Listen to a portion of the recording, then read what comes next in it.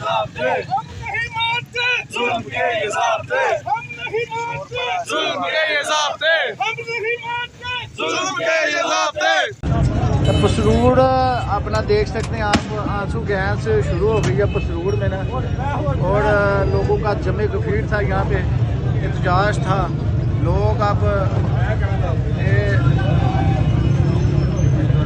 बीबी 48 पूनम मीरा साहब इन कर रहे हैं, और ये शैलिंग का सिलसिला पड़ता हुआ और लोग भागते हुए।